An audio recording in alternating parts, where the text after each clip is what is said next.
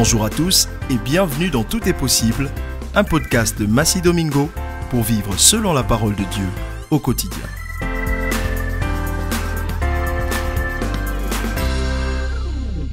Les amis, à Jésus-Christ toute la gloire pour vos vies. Passons encore un bon moment ensemble pour booster notre foi. Car on a la foi et plus de foi par la parole de Dieu. Il est bien dit dans Romains 10, 17, ainsi, la foi vient de ce qu'on entend et ce qu'on entend qui vient de la parole de Dieu. Ce n'est que par cette parole-là que cela est possible. C'est ça la vérité, les amis, comme on dit un peu partout chez nous. Bon, je voulais juste dire cela avant de vous donner le thème de ce jour qui est demander. Ah, on aime tous demander. Dieu aime aussi qu'on lui demande. Alors, pour ce verbe qu'on aime beaucoup et qu'on aime pratiquer, c'est Matthieu 7, 7. Demandez et l'on vous donnera. Cherchez et vous trouverez. Frappez et l'on vous ouvrira. Car quiconque demande reçoit. Et celui qui cherche trouve. Et l'on ouvre à celui qui frappe. Au verset 8. Vous êtes contents, n'est-ce pas? Une autre écriture qu'il dit aussi dans Jean 15, 7. Si vous demeurez en moi et que mes paroles demeurent en vous, encore la parole, demandez ce que vous voudrez et cela vous sera accordé.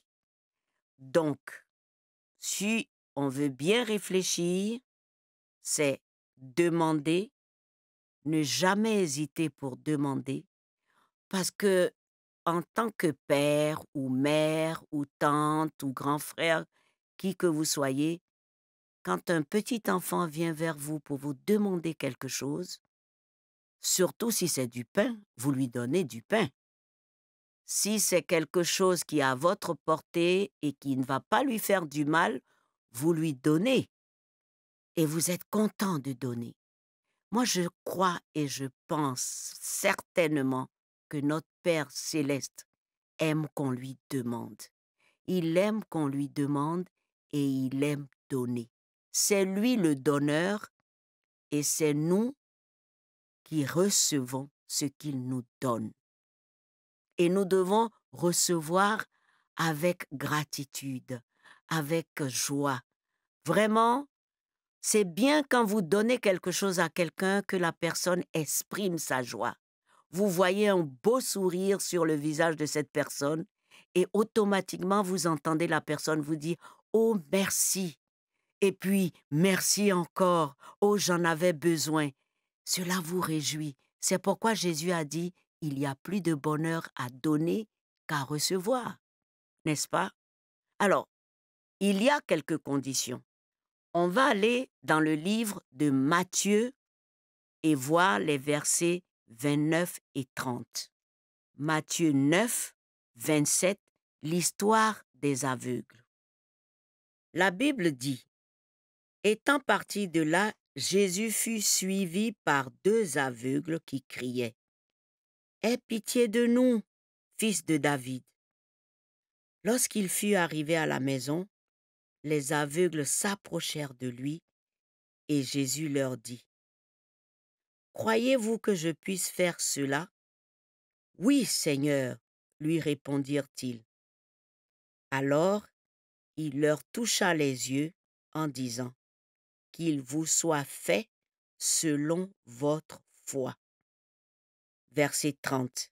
Et leurs yeux s'ouvrirent. Je reprends cette partie importante. Il leur toucha les yeux en disant. Mais avant ça, Jésus leur avait posé cette question. Croyez-vous que je puisse faire cela? Croyez-vous que je puisse ouvrir vos yeux? Croyez-vous que je puisse vous guérir? Croyez-vous que je puisse vous donner ce que vous me demandez? Ils répondirent, oui, Seigneur. Je crois que c'est cela que Dieu attend de nous. Quand nous nous approchons de lui avec foi, avec la ferme assurance qu'il va nous accorder ce que nous lui demandons, parce que ce que nous lui demandons est aussi dans sa volonté. Si vous allez demander du travail, la bonne santé, à manger, quelque chose qui est de votre droit divin, le Seigneur attend que vous soyez ferme dans votre conviction qu'il va le faire. Alors il a posé la question à ces aveugles-là, croyez-vous? Voici la clé. Croyez-vous que je puisse le faire? Ils ont dit oui. Et leur oui a donné le résultat. Le oui, l'amen, c'est notre manière de dire ô Seigneur, plus que cela, je crois et je crois et je veux et je crois. Et Dieu a fait le miracle. Ils ont vu le résultat, c'est très important. Et il a ajouté qu'il vous soit fait selon votre foi. Donc, vous croyez, vous recevez. Paul a dit quelque part, parce que j'ai cru, j'ai parlé. La Bible dit c'est de l'abondance du cœur que la bouche parle. Si votre cœur est rempli de foi, votre cœur est rempli de cet amour pour Jésus, vous allez aller vers lui sans hésitation. Vous allez être connecté à lui, vous allez vous rappeler ce qu'il a déjà fait dans la Bible. Il y a tellement eu de miracles de la part de Jésus. Il y en a tellement eu. Donc, fortifié par ces choses, vous pouvez vous approcher de lui. Comme il a dit, venez au trône de la grâce. Sans conscience souillée. S'il y a quelque chose qui ne va pas en vous, rapidement confessez-le, repentez-vous, demandez pardon et soyez certain que Dieu vous a pardonné parce que si vous vous culpabilisez, il y a quelque chose qui cloche. Il faut que le cœur soit nettoyé. Il faut qu'il y ait de la propreté. Et ensuite, vous allez faire votre requête. Comme il a souvent dit dans Philippiens, il dit, quand vous avez prié, quand vous avez supplié, maintenant vous êtes en action de grâce. L'action de grâce, avant le résultat, démontre la fermeté de notre foi. Puisqu'il a dit dans Jean, si vous me demandez quelque chose, croyez que vous l'avez reçu.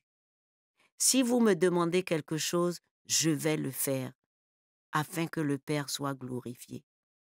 Si vous demandez quelque chose au Père en mon nom, il va vous l'accorder. Il y a tellement de promesses à ce propos. Donc, il ne faut jamais, jamais, jamais hésiter. Allez vers votre Père céleste et demandez avec foi, avec assurance qu'il vous aime tellement qu'il ne peut pas vous abandonner dans une détresse quelconque. Non, jamais. Il va le faire. En ce moment, je sais que beaucoup d'entre vous ont des challenges. Certains cherchent du travail après de longues années d'études. D'autres, mariés depuis quelques années, attendent d'avoir des enfants, le fruit des entrailles.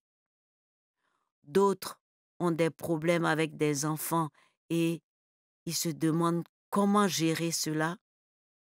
Allez au trône de la grâce. Et si vous avez déjà demandé, ne redemandez plus la même chose parce que c'est comme si votre doute vous empêche d'avancer. Une fois que la demande est faite, soyez calme, soyez certain qu'il va le faire. Et qu'est-ce que vous faites en plus? Action de grâce. C'est ce que Philippiens dit. Rendez grâce, soyez en action de grâce après la prière et les supplications avec action de grâce maintenant.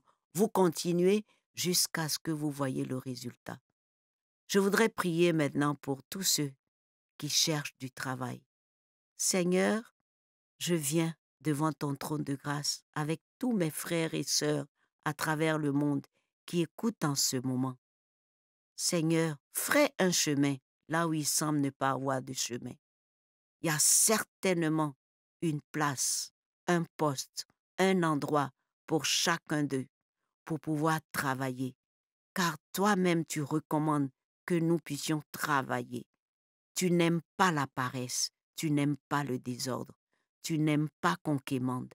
Alors, Seigneur, donne-leur le travail qu'il faut, avec une bonne rémunération, et qu'ils témoignent de ta fidélité et de ta bonté. Merci d'avoir écouté et exaucé au nom de Jésus. Amen. Alors, très simple, si vous avez la réponse, envoyez-nous un petit mot pour nous faire connaître ce qui s'est passé, comment vous avez eu ce travail et tout. Maintenant, je vais prier pour toutes ces personnes mariées qui désirent un enfant. Dieu nous a déjà délivrés de la malédiction de la loi. Donc, vos entrailles sont bénies. Seigneur, tu as dit dans ta parole que nous sommes bénis de toutes les bénédictions spirituelles dans les lieux célestes en Christ Jésus. Le spirituel commande le naturel. L'invisible commande le visible. Maintenant, Seigneur, bénis les entrailles de tes enfants et qu'ils aient des enfants dédiés à toi.